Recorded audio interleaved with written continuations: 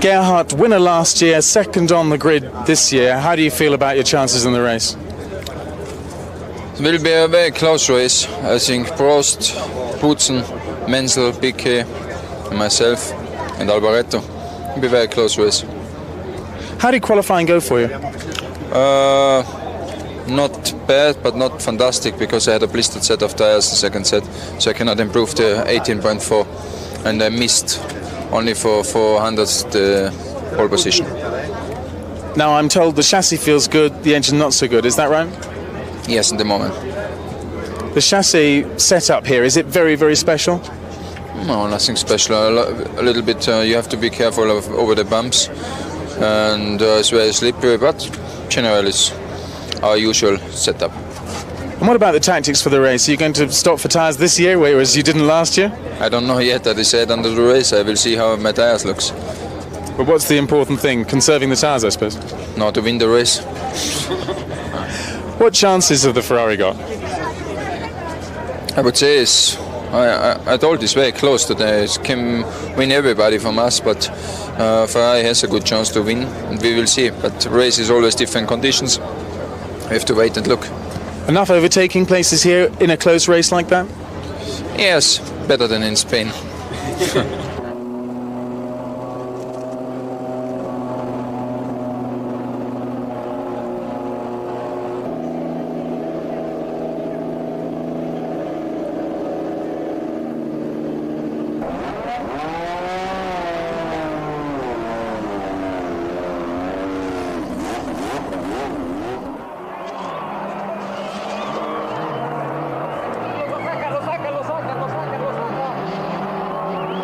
Frank Williams, congratulations first of all on winning the Constructors' Championship, but there still is of course the Drivers' Championship to go. What is going to be your tactics during that? Try and win the race. We're not too worried about fiddling around, giving orders, do this, do that, because there's too many people out there today who can win that race. But clearly it's important to us to win it, and we'll see where the points lie at the end of the afternoon. Is that the same for the next final 3 races, really? Not necessarily. It depends on a race-by-race basis where the points are lying. And if we felt the need to make a tactical change, we would do that. I would imagine the way things are there, it's not going to be necessary. And really, presumably also, to provide your 2 drivers with identical machinery. We've always done that. Is that a difficult thing to do? It is difficult, but since we've been trying to do it for years now, we've been set up at the factory, we think that way, we're geared that way to manufacture enough parts to be able under all circumstances to provide equal equipment, and we nearly always can do that. You've got a phenomenal amount of equipment here. How much stuff are you taking on to Japan? I mean, it's a logistical problem, isn't it? It's not a logistical problem, it's a major financial problem. I'm smiling because I know how much air freight we've got, and I'd like to leave the whole bleeding lot back here. You'd like to leave it here? No, I'm joking, but I mean, it's not too much of a logistical problem, because Fokker arrange all the flights and the air freight generally. It's a problem to leave the critical stuff behind. It's easy to overlook something, but it's a very well organised team here, and we tend to overdo things. There's a bit of overkill, if you like, but it works very well for us. When it comes back to the championship, do you have any specific preferences who you would like to win the championship? Well, not particularly. It's easy to fall into an emotional trap and say I'd rather have Nigel or Nelson, but at the end of the day, one's got to look at it from a racing and business point of view, and as long as a Williams driver wins, it's fine by me and fine by the rest of the team. Is it difficult to remain impartial like that? Oh, I'm not very loyal. If Nelson's quickest, I'm his biggest fan, and if Nigel's quickest the next race, I'm Nigel's biggest fan. So I mean, you're not asking the right person this question. You drift with the wind. Very much so, yeah.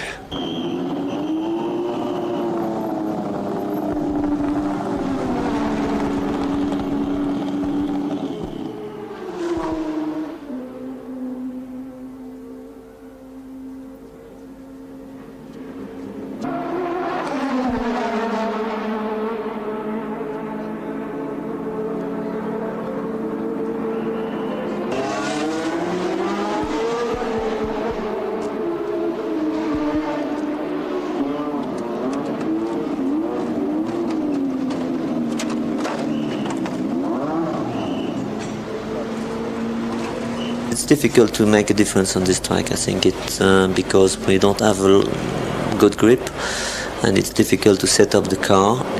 When you set up the car, when you change something, it doesn't make a big difference. And also it's difficult to put more boost, more power, because of the altitude and because of the engine problem. And that's why it's maybe difficult to make a difference, but it's not too bad. From fifth on the grid, you're going to have quite a good view of the first few laps. And how do you see it developing, particularly amongst the Williamses and perhaps also Berger? It's difficult to tell. I mean, I would prefer to be second today, because it's going to be difficult behind these cars. They are all very good, very competitive, and I don't think that one driver could go away very easy. I think there's going to be 5 or 6 cars very close together.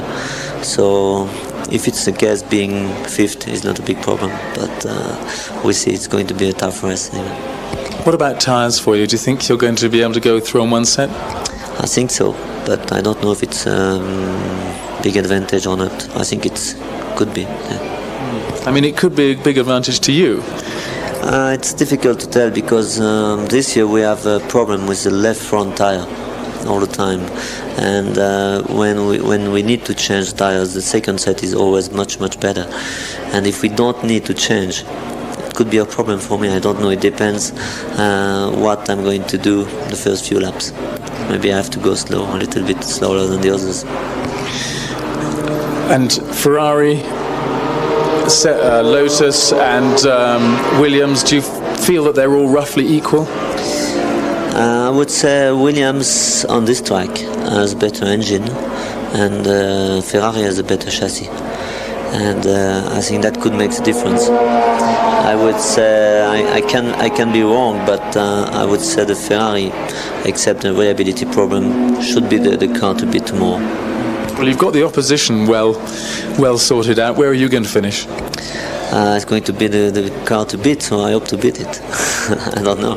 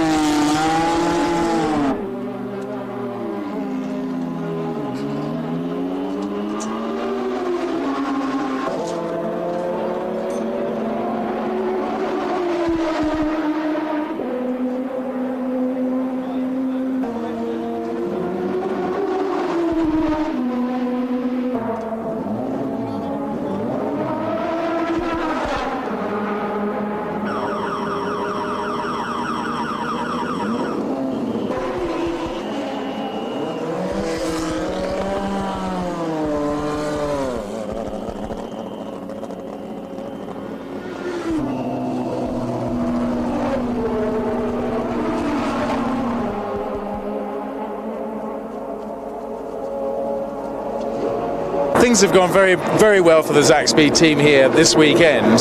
What's really made the difference? I think it's interesting for us in that obviously we've got less horsepower here with the high altitude, and the chassis seems to be able to accommodate 750 horsepower rather better than 900 horsepower. I like the circuit very much. We seem to have found a good balance, and yeah, we've been sort of consistently in the top 10, missed out in qualifying for one or two reasons, but we're looking quite strong. This morning you said a quicker time than you did this afternoon. What was the reason for that?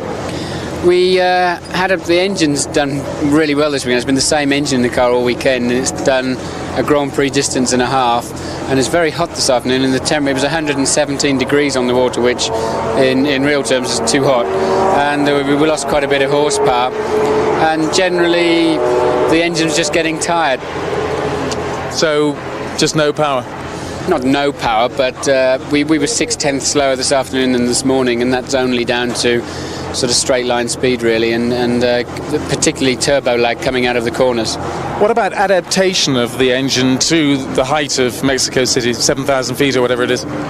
Yeah, that's very much a problem for the engine men, and I wouldn't profess to actually understand it all completely, but it's a problem of trying to get the air in. It's sort of the turbos are working overtime. There's sort of 24% less air, I think, up here, and to grab that air and get it into the system, it's sort of like a bicycle pump. It all gets very, very hot when you're pumping away there, and it's certainly a big problem, and you have to change the electronics and change the compressor on the turbo, change the turbo housing, and it's really the teams who get their act together fastest who get the best results. Well, you seem to have done quite well.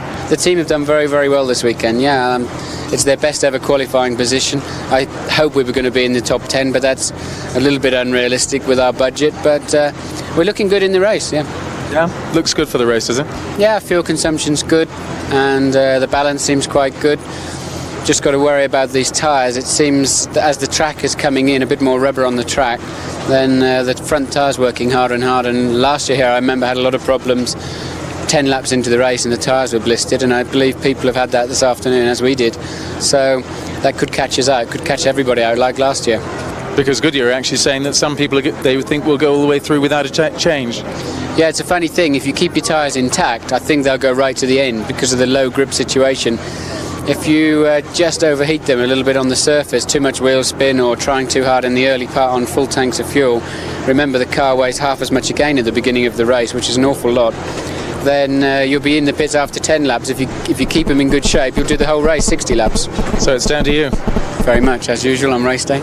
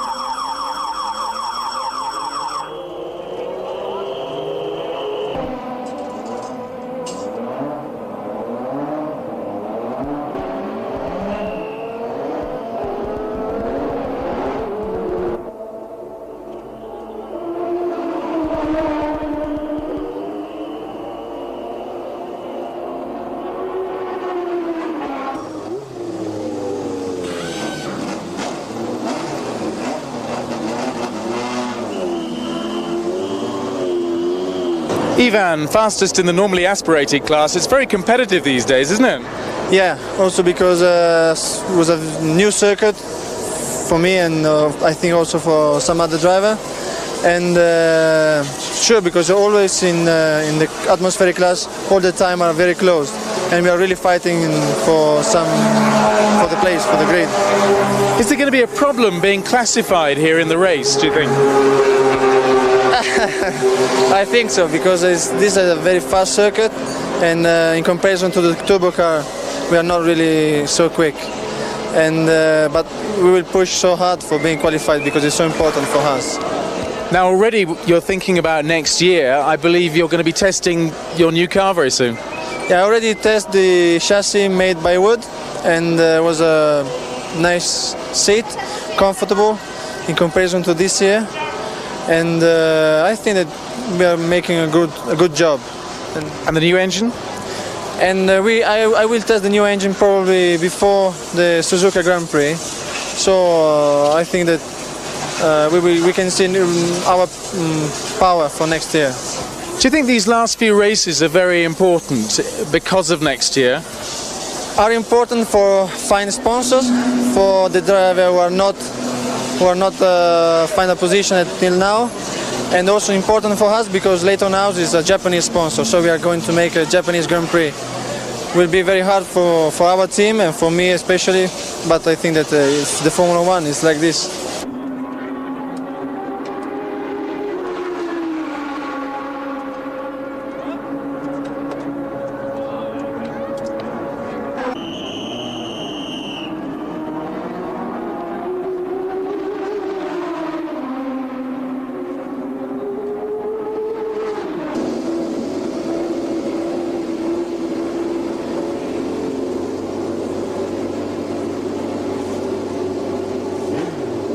Auparavant, j'ai gagné le volant Marlboro en 1982, ce qui m'a permis d'intégrer la filière Marlboro.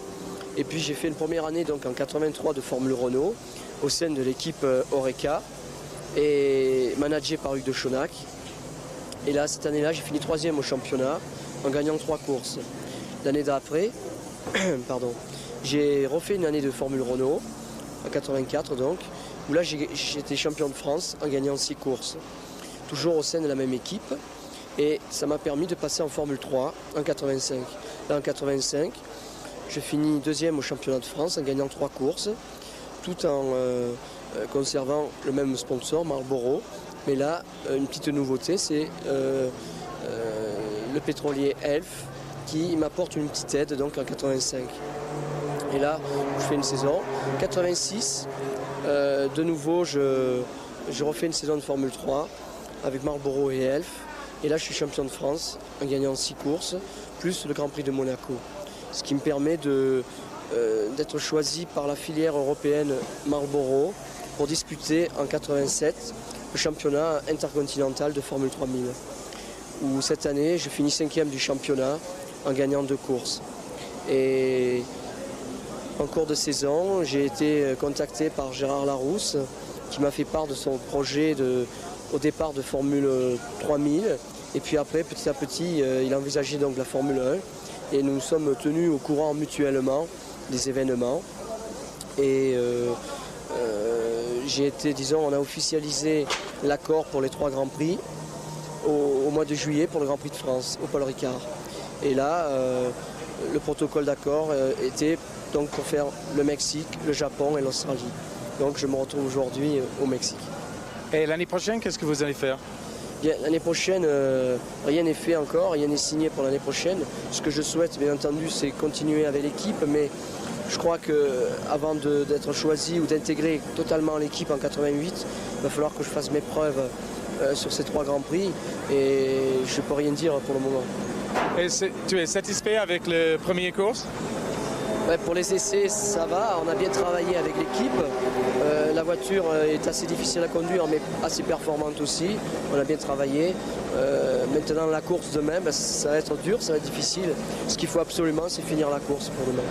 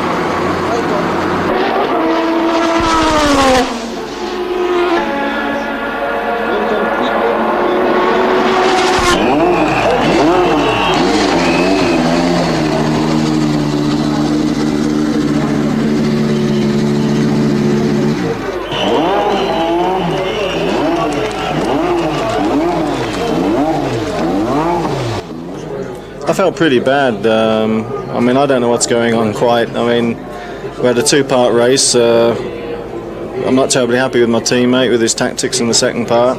And I believe he was push-started in the first part. All I can say is that he can't lose the championship with the amount of luck he's having.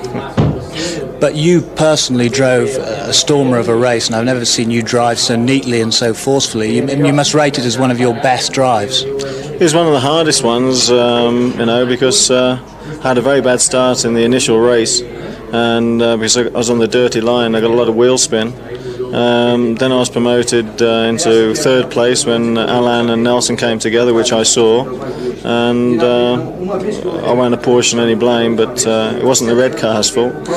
And then obviously the Ferrari and the Benetton had problems, and then I was sitting comfortably in the lead, and for reasons better known to myself, I just don't understand why the race was stopped.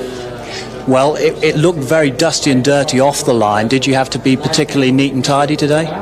Oh, absolutely. I mean, you had to drive so precise, it wasn't enjoyable. A few times I got offline and had a few moments myself. Well, I know you don't want to talk about the World Championship at all, but there must be a little bit of glimmer of hope for you there as you've closed the points slightly. Any comment on that?